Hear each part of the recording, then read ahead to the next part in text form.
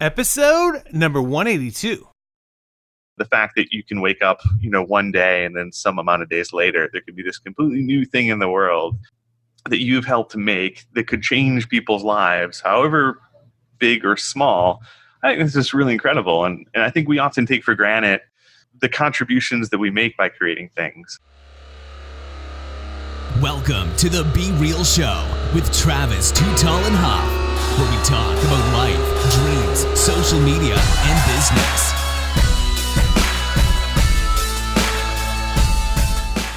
Well, hello and welcome to the Be Real Show with Travis Too Tall and Huff.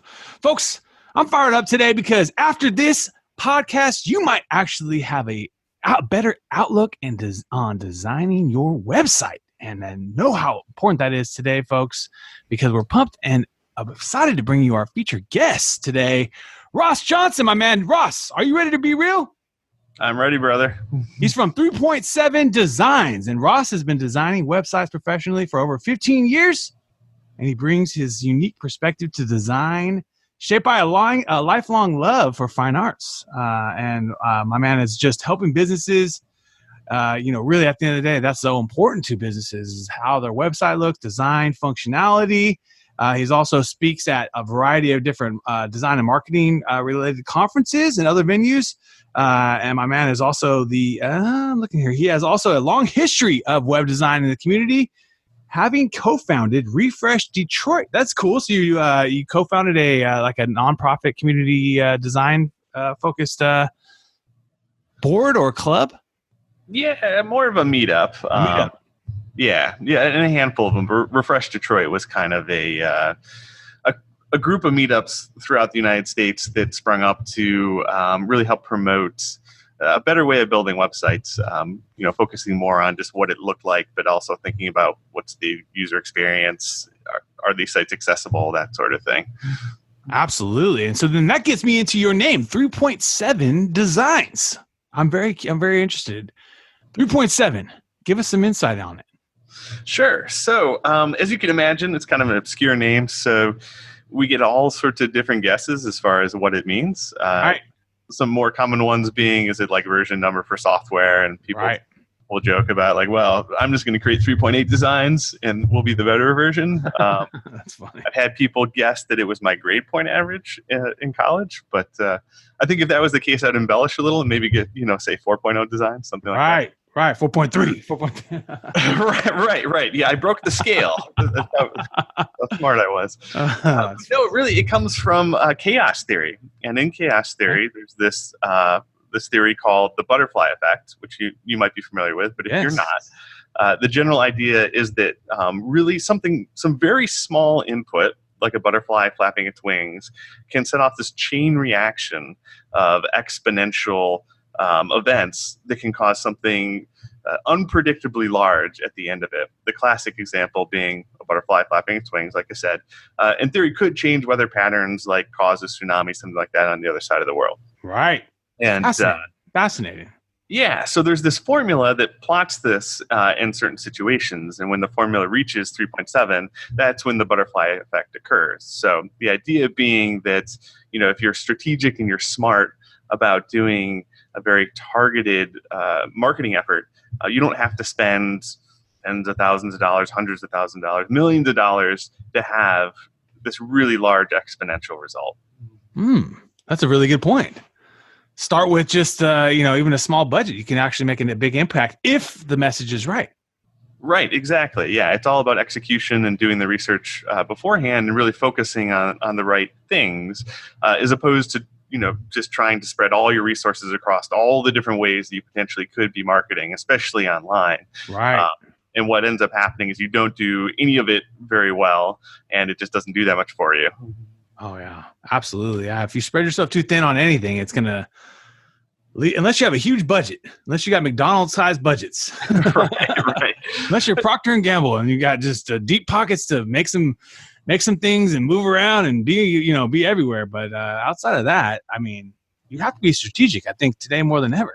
I think businesses are finding that. Yeah, I agree. And I think you can even see some of these bigger companies that you would think would have near limitless resources still struggle to do some of these new media marketing techniques well. Right. Like you've got kind of like the breakout stars like here and there that, they really get it. Right. But there's still a lot of really big ones that, that they're trying to do everything because somebody told them that's what they should be doing, but they just don't know how to do it. And, the resources don't matter at that point. Or what I found too is that they're putting a lot more, like let's just say on your advertising budget that, 80% still focused on old school broadcast vehicles. Oh yeah. Yeah, definitely. So you have when we first started and when I started our business in 2009, let's just say, it was a very small percentage of people even talking about doing social media advertising or anything on social hardly. Sure. And then now over the 10 years, it's gotten bigger, but it's nowhere near where, let's just say like a magazine budgets are probably, or outdoor radio or something, or outdoor billboards, it's probably still nowhere near. Digital budgets, I think, are still so small in comparison to the old school ways that they've always been spending money. Right. A lot of these companies have a hard time pivoting into digital so then if you want to be everywhere and then you have a small digital budget, you're going to have a tough time, even if you're McDonald's and you're spending, let's just say, $80 billion on all these other vehicles and only 20 billion on social and digital. It's going to be spread pretty thin, even though the numbers are big there. But in theory, the point I'm saying is I think digital's still undervalued. Oh yeah, absolutely. Which is an opportunity, really. The fact that totally. There's still a lot of these bigger companies that, depending on who you are, might be one of your competitors, and they either don't value it or don't understand it. But if you do, here's a place where you've got a lot of leverage.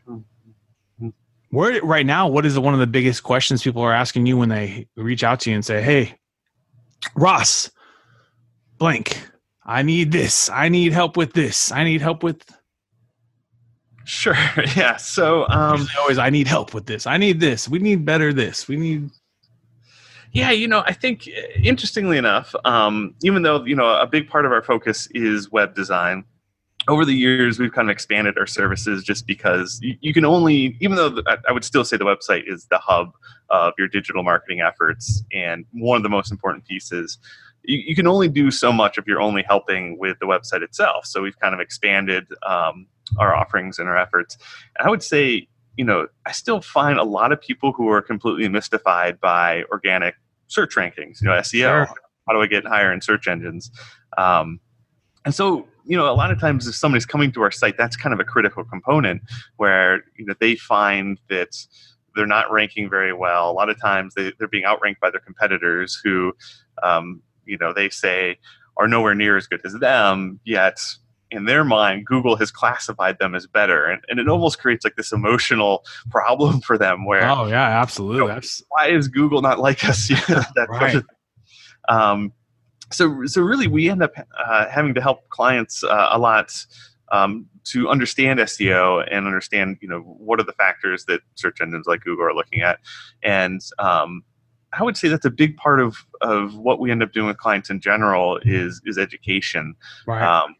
Because, when you're a marketing professional, and I'm sure you've experienced this, where so much about it and you almost take it for granted. And your clients know very little about it and usually have these incorrect assumptions about how it all works. Right. And so part of getting to that end destination of where you want to go, as far as delivering, the product or the service that's actually going to make an impact on their business, it's almost like you have to kind of untangle these misconceptions and reteach them all these things from, what do the search engines actually care about to what makes a good website, and what makes a website usable and what makes a website something that people will actually convert and do the thing you want them to on. So, right, not just visit, but actually fill out my form. Right, exactly. Fill out my lead form. Give me some leads. Right. Yeah, exactly. I think that's what everyone's trying to figure out. I think every business is trying to figure that out, right? Oh, yeah, definitely. I think ultimately that's where they want to go. But I find a lot of clients, it's almost they haven't even kind of made that connection of, our sites exist for this reason. It's not everybody, but there's a good amount of clients, they come to us and they're they have like features in mind. Like we need a new like employee bio section and a new like case study section. And that might be true. They might need those things, but it takes some reframing of the conversation to say, okay, back up, hold on. I understand these might be important, but why are they important? And really digging into what are we actually trying to accomplish? And when you can kind of shift their vision to really the most important thing here is this, these 4 form fields on one page. Right. It kind of really changes the way everybody looks at things. And it helps you guys too, I'm sure, understand what the goal is. Right, exactly. And then at that point, we can measure that goal, and then we can report on, is it actually successful and to what degree? And it becomes a lot more strategic than just, I want something that looks nicer. Right. Yeah. I mean, and nowadays, I think the most important thing is it looks good on the mobile. Oh, yeah. Yeah, because everyone's on their mobile looking. And I find there's still a lot of big websites out there, like a lot of large websites that are still not the greatest on mobile.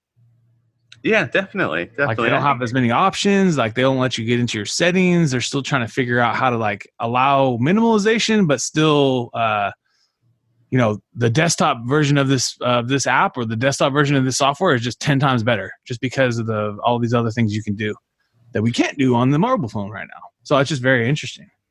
Yeah, it is. And I think it goes back to what you're saying earlier about, a lot of companies still focusing on, non-digital marketing and advertising methods. It's kind of like the same thing, but within digital where, a lot of people or maybe designers grew up or kind of advanced in their career really focused on the desktop version because that was the most important version for a while, or maybe that was the closest thing to print design if they were doing print design before that, and have kind of missed the shift where now we need to start prioritizing mobile, and then desktop is kind of the secondary thought. Right. So there's this approach called mobile first design, where instead of thinking first about the desktop and then thinking about how does it respond down to something mobile, you start with the mobile experience and then think about how does it expand outward.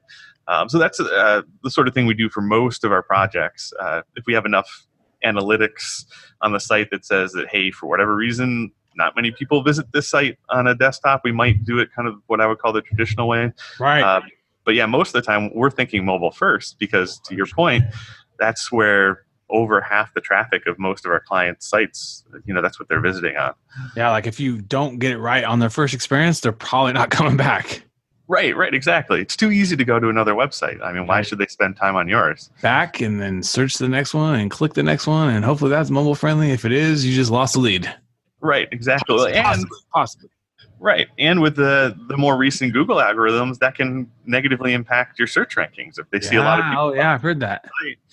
That'll drop There's a lot of traffic that comes there and then leaves instantly, then that's not good either.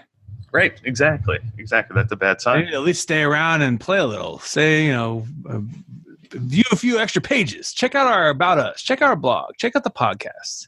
Right. Yeah, they want to see people actually engaging. Not that this is something like, I hate this.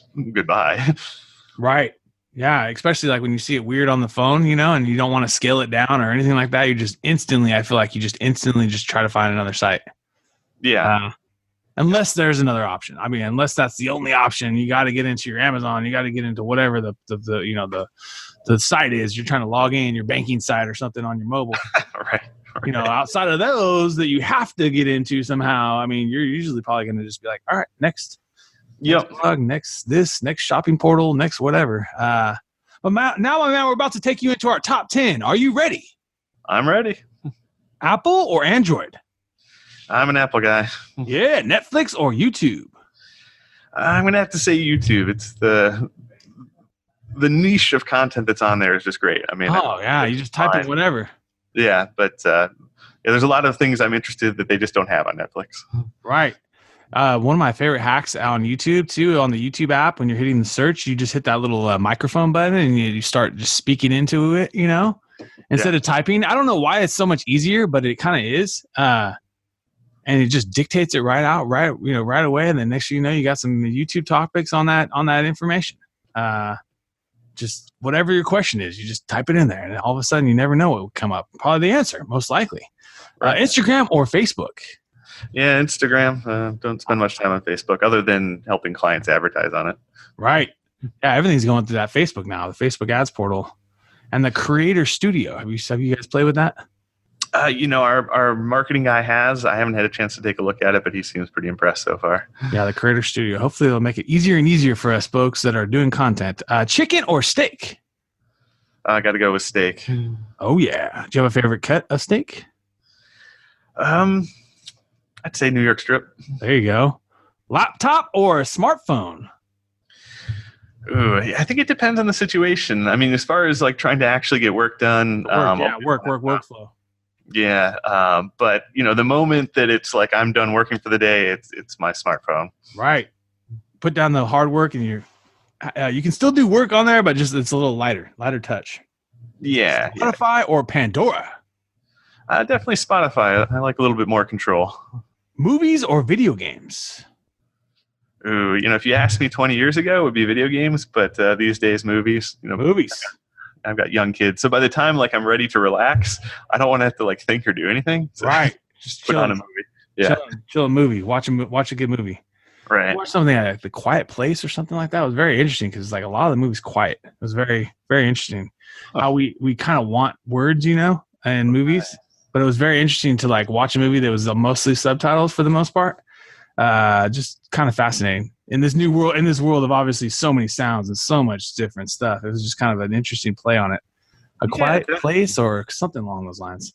It challenges your expectation of like what a movie experience is going to be like, right? Right. Yeah. Like for a second, like for a few actually seconds, I was like, I'm good. Let's watch something different. You know what I mean? It's kind of like, what the hell is going to go on right.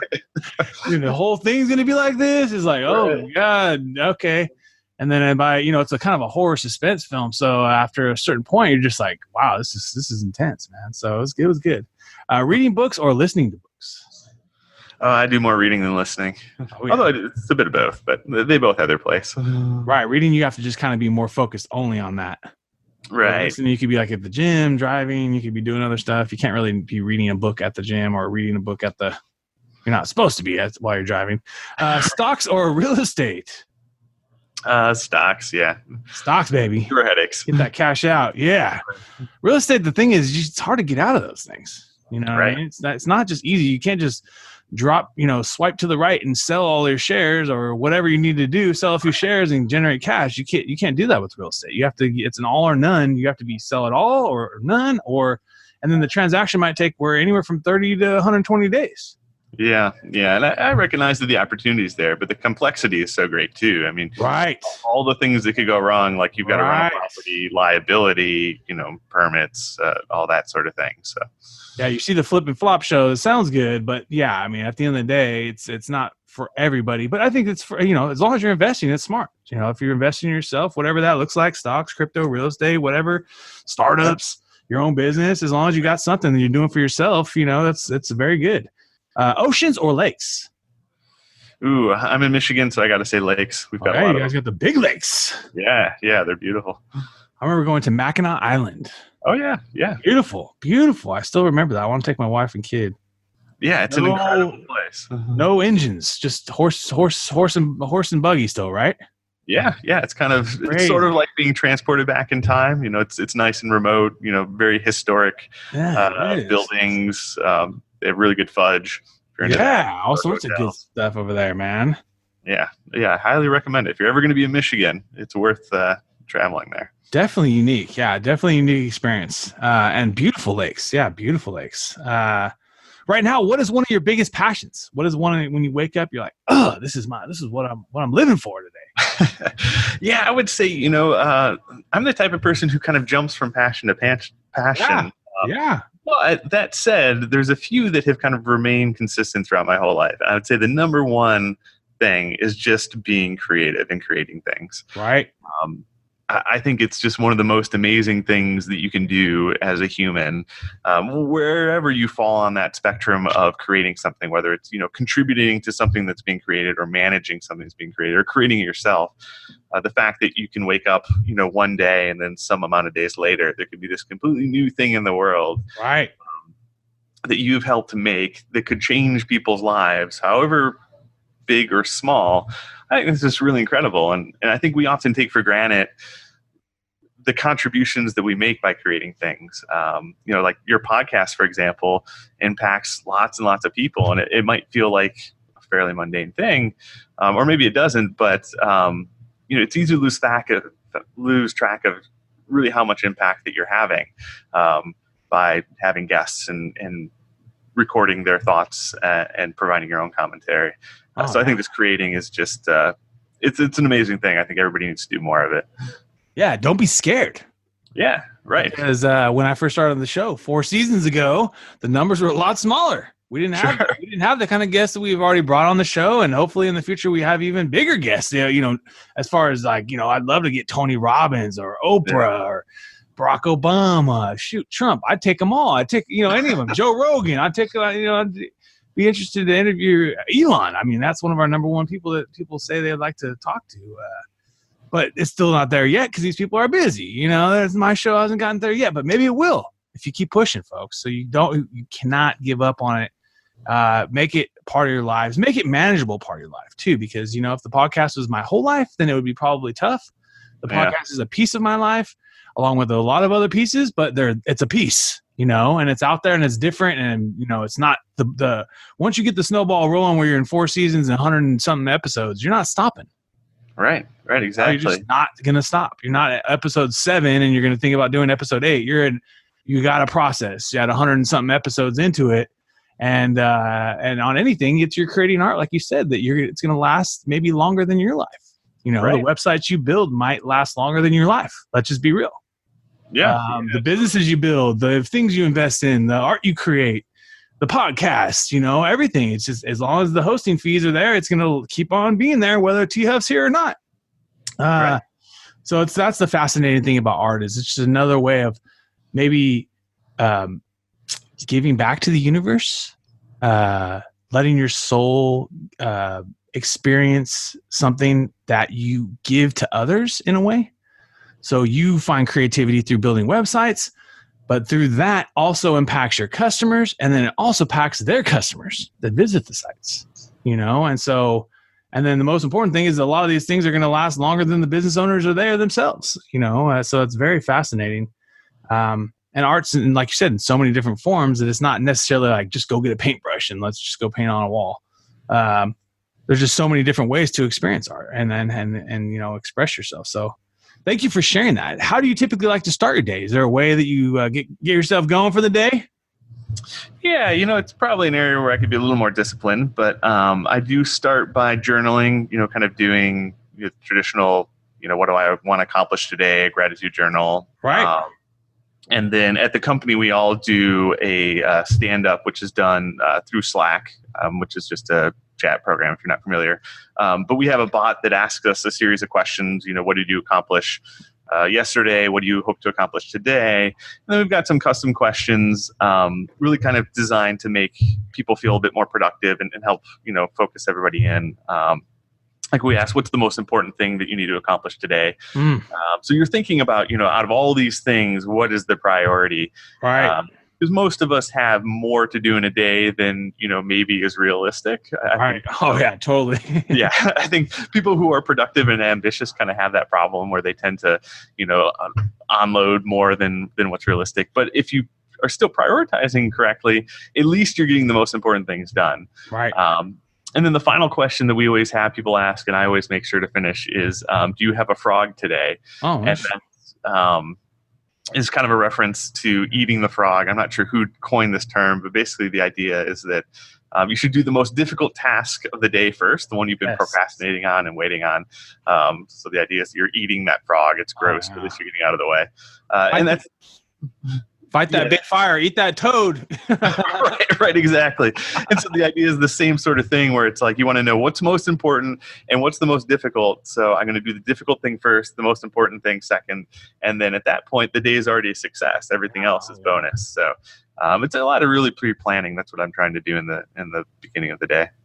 Yeah, I think the good point you said too is just not overwhelming with yourself with too many things to do. Like saying, I got 30 fires I got to fight today. That just instantly sounds exhausting, brother. I mean, which one am I going to fight first, man? If it's like, I got 2 things to do today, X and Z, boom. You know what I mean? Like, boom, you just get those things done, and then you can go do whatever else you got to do. You can do stuff that has nothing to do with work. You can do research. You can do stuff that maybe not necessarily help anything with the business, but it helps, you're working on the business, not in the business kind of things, that you don't see the impact until a year to 5 years from now. For yourself too, personally, maybe, a lot of times these people here on the podcast that are just listening as a person. So it's just, hey, even you as a person, hey, you could do a little something. If you get your big task done today, you could do a little something like a podcast. You could have your own show, Right. and you get 1 hour or 2 hours a week that you get to interview people, and then you get to publish those, and you get to keep on doing it and meet new people. And next thing you know, you got something special for yourself, that you enjoy. But do you also have a favorite app or a tool you like using on a daily basis? I know you mentioned Slack, which is a great tool. I've invested now too in them. The team stock symbol. Right. So we use Slack quite a bit. We use Basecamp quite a bit. Yeah, it's a good one. Yeah. It's been around forever. We've kind of really honed our workflow on it. I guess I would say those are the two that we use the most. Yeah. Use a lot of email, but I don't want to promote email. I kind of hate email. Right. So. We want to get zero emails. Right. Yeah. Seems like that's a goal for a lot of entrepreneurs. Zero email. Yeah. At times I've joked that, there should be a tax for every email you send out. Right. It would force people to be more efficient with their emails.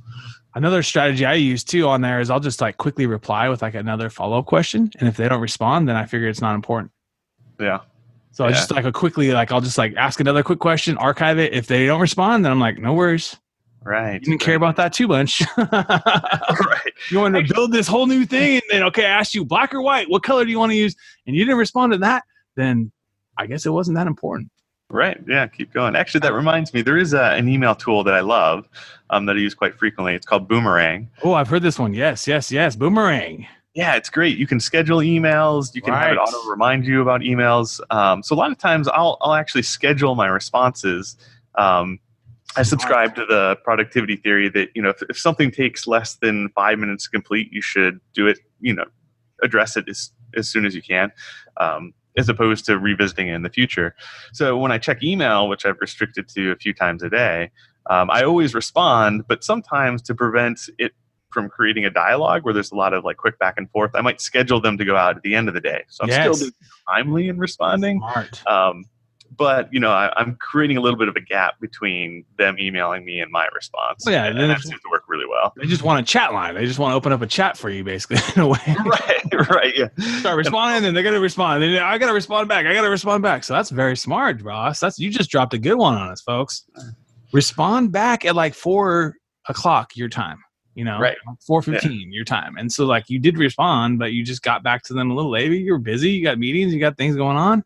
Sure. So then if they respond back to you, they know that, hey, Ross is gone. He's going to come back in the morning and respond to that. You don't create this chat line email, which I seem to sometimes find myself having that. That's why obviously the benefit of Slack, a few of our customers or a few of our podcast listeners too, have mentioned stuff about giving, Slack channels to each of their customers, which seems like a lot of extra work, but I don't know. I was trying to figure out how that all works, but maybe, for this person, they were able to manage it. But I like your strategy. Schedule those responses in the evening. I'm going to do that myself. That's a good one. That's why I have the show. Why I have the show is I get to learn, and little things like that can change your life. So that's a good one. I like that. Schedule responses in the afternoon, later afternoon, so that you don't. So basically, you don't create a chat line dialogue through email. Right, exactly. And it forces them to really, focus their emails as well, because you might not respond for another few hours, and think about their response and make sure they've clearly said everything. And I think it's just better for everybody at that point. Oh yeah, because I quite often get 3 emails separate, and they're all they just they just want to finish that thought, and then I want to finish this other thought. Right. You're trying to toggle between all 3 and figure out, wait, what are they saying? Yes, I'm like, what the hell's going on here? I've been there. Oh, goodness. Okay. Well, and same with text. You've seen that too. People text one thing, and then they text 4 other messages right after back to back. I'm would that have all been in one paragraph? But okay, no worries. Right. But be real. if you could sit down for a New York strip steak dinner with anyone in the world, who would it be? I think it would have to be Derek Sivers. Ooh, nice. Yeah, I just really like his cool. I like him, man. Zen-like approach to business and entrepreneurship, and I feel like he would have a lot of really insightful, good things to say and teach. Fascinating, and I'm glad you mentioned that one. We're gonna have to put that in the put him in the show notes too. Maybe you guys, there's a way we can connect you. You just never know. You never know. We've connected a few guests. I mean, it wasn't like getting to Oprah or anything, but it was like still manageable. You know what I mean? We made it happen. So you never know. Can you give our listeners, Ross, one last real talk thought? Oh yeah, I would say, approach your life with intention. My background is in design, and when I started in the design field, I thought, I was a graphic designer first, and I thought design was all about, how things looked in form, and then, maybe some communication. But my dad was an architect, and one of the things that he helped teach me was, design is so much more than that. It's about intentionally trying to create some desired outcome and figuring out what are the components to make that happen. And I think if you approach your life like that, if you approach your business like that, thinking about how do I design everything that I'm doing, you'll be amazed at the sort of outcomes you can create. I mean, just talking about scheduling, our emails, here's a 1 minute, 30-second behavior change as far as when you're responding to somebody that can have a dramatic impact on your productivity. And that's really kind of designing for the solution you want, which is, fewer emails and more time to work on the things you care about. So. Right. Oh, that's huge, man. I really appreciate you sharing that one, because I've always just tried to figure out how to schedule. I figure certain things, okay, I get scheduling. Like if I'm on the weekends, I'm scheduling reports. Like we give the reports on our campaigns every 30 days. So if it was like on the weekends and I knew the clients probably weren't going to be checking their email and I didn't want to send it out then, I mean, okay, I'll schedule it for Monday. I get that. I get some certain things with scheduling emails, but then I didn't really get, and I think what you've done is even bigger, is like responding, scheduling your responses out for later in the day so that people don't think you're just sitting on the computer all day, willing to just be like a chat line with them. So yeah, I love that one. So I appreciate you sharing that. And where also is the best place for people to find you or 3.7 Designs? Yeah, so probably the hub is our website. Not surprising, we're a digital design agency, and you can find us at the number 7 designs.com. So that's 37designs.com. And the links to all our social profiles and that sort of thing are there, along with our blog. So I hope that found this interesting, read our content. We have quite a lot on design and psychology. Well, folks, you've been hanging out with Ross Johnson and Travis Too Tall and Huff. I want to thank you again for your time today, and let's keep being real. What another epic episode. And if you enjoyed the episode today, can you please do me a favor and subscribe to our podcast, The Be Real Show, on iTunes or your favorite podcast platform. And also take a little time today, if you don't mind, and give your boy T Huff a review. I would really super appreciate it. And thank you so much for listening today.